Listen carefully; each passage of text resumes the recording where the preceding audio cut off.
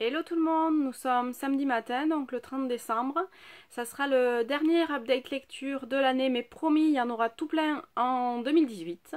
Alors je vous souhaite d'abord à tous une très belle fin d'année, profitez bien de votre réveillon. Pour ma part, je ne fais pas grand chose demain soir, j'ai juste ma famille qui vient manger lundi midi. Alors je vais vous présenter cette semaine, donc j'ai lu en tout 12 romans et une BD. Alors ce que je vais faire, c'est que je vais vous parler en détail des romans où j'ai mis 17 et plus, et juste vous montrer les 6 romans où j'ai mis 16 et moins. Donc le premier, donc ça a été une petite déception pour le tome 2 de Stay de N. Sébastien. J'avais adoré le premier et je trouve que ce tome 2 se traîne vraiment trop en longueur. Ensuite, j'ai lu Girlwood de Kat Clark. Donc là, c'est pareil. Le début est assez long et alors j'avais pas vu venir toute l'intrigue, mais ça reste quand même un petit peu mou, même si c'est globalement sympathique. Le deal de Emily Snow. Alors là, c'est pareil. L'histoire en elle-même est sympa, mais c'est un peu trop brouillon et ça va un peu dans tous les sens. Donc voilà, mais je suis curieuse de lire le 2 quand même. Ensuite, L'amour de la déesse d'Aprilline Pike. Donc là c'est pareil, ça a été une petite, alors pas déception, mais il y a des petites choses qui m'ont un petit peu gênée au long de ma lecture, mais ça n'empêche que je suis curieuse de voir ce que la suite nous réserve.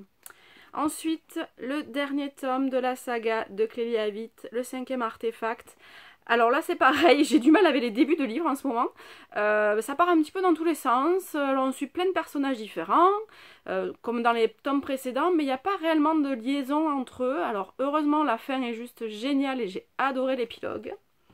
Et la dernière déception, là, de la semaine, Spring Girls. Alors là c'est pareil, il y a des très bonnes idées, il y a des très bons moments, mais l'autrice rentre pas assez dans les détails. Alors rentre trop dans les détails en ce qui concerne certaines choses et pas assez en ce qui en concerne d'autres, donc voilà. Donc après, j'ai lu Nous à jamais de Stacy Lynn. Alors là par contre j'ai adoré l'histoire parce qu'en fait on part un petit peu à l'envers par rapport aux romances normales entre guillemets. C'est-à-dire que l'héroïne Amy a totalement oublié qu'elle vit avec Adam. Elle a eu un grave accident, alors on ne sait pas trop quoi. Et Adam va tout faire pour lui faire retrouver la mémoire et pour qu'elle se rappelle exactement pourquoi elle l'aime et comment elle l'aime. Donc c'est vraiment bien construit, les personnages sont géniaux et on est vraiment pris du début à la fin par un petit peu le mystère. Et en plus l'autrice arrive à rajouter d'autres petits mystères, donc ce qui fait que je me suis pas ennuyée une seule seconde. Ensuite j'ai lu en VO parce que le tome 3 arrive début janvier. Donc Lucas de Sarah Castille, c'est génial. Alors c'est une romance, alors déjà j'avais adoré Nico le premier tome. C'est une romance dans le milieu de la mafia italienne à Las Vegas. Donc avec forcément des coups de feu, des morts, tout ce qu'il faut. Sauf que l'héroïne est une flic, malheureusement pour notre petit Lucas, et quand il va s'en rendre compte, ça va être trop tard parce qu'il est déjà amoureux d'elle, donc il va tout faire pour que ça marche entre eux. Alors en sachant qu'il y a des morts, il y a pas mal de coups de feu, il y a des petits trucs congelés, et il faut que vraiment cette série, elle est vraiment géniale. Il me tarde vraiment de lire Rocco qui est le 3e tome. Ensuite, j'ai lu le dernier tome de la saga Les 3 talents d'Emma Cavalier. Alors, j'avais adoré le premier, un petit peu moins le second, à cause de notamment l'héroïne qui devient vraiment spéciale. Donc notre Bess, elle perd la tête dans le tome 2. Mais ici, elle va alors déjà partir à la recherche un petit peu de son père pour comprendre différentes choses. Et surtout, on va avoir toute l'histoire de Lex, donc depuis son enfance. On va comprendre un peu davantage ses problèmes, d'où ils viennent, comment il a réagi quand il a vécu certaines choses. Et du coup c'est super intéressant, ça se dévore de la première à la dernière page. L'autrice elle nous transporte, alors on va dans plusieurs pays, alors je vous dirai pas où pour ne pas vous gâcher la surprise, mais en tout cas c'est vraiment génial. Ensuite j'ai lu un roman post-apocalyptique, The Rain de Virginia Bergin, je sais pas comment on prononce. Donc c'est l'histoire d'une pluie qui va tuer tout le monde. La moindre goutte qui rentre en contact avec les personnes, elles sont mortes quasiment pas tout de suite, mais presque. Et du coup, alors l'héroïne n'est pas du tout badass. Elle va essayer de trouver des solutions pour sauver sa famille, pour se sauver elle, pour retrouver son père.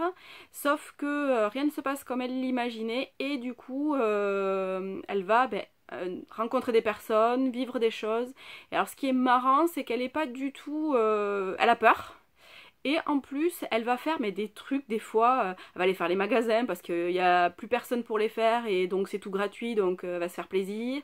Elle va se maquiller et elle va tomber un petit peu dans le too much des fois, mais du coup ça nous porte un roman qui n'est pas du tout ennuyeux et qui nous surprend de bien des manières.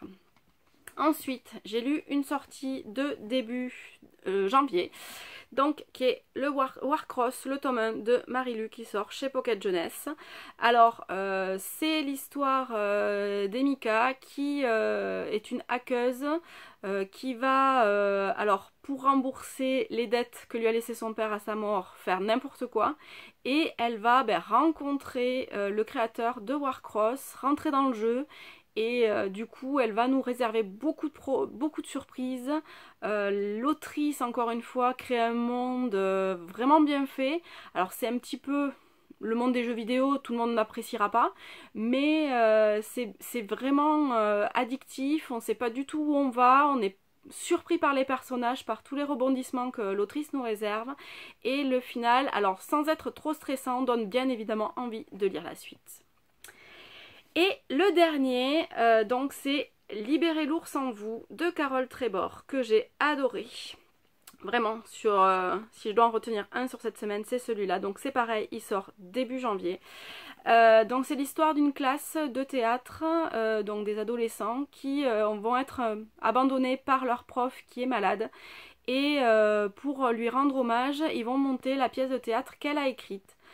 Et du coup on va les suivre, alors ils sont tous très différents les uns des autres, les personnages sont vraiment géniaux, la plume de l'autrice nous empêche de lâcher le roman avant la fin. Heureusement je l'ai lu dimanche dernier et du coup j'ai pas eu de soucis, j'ai pu le lire d'un trait. Et du coup les personnages vont nous toucher, vont nous faire rire, vont nous faire pleurer et on va comprendre d'où vient ce fameux ours.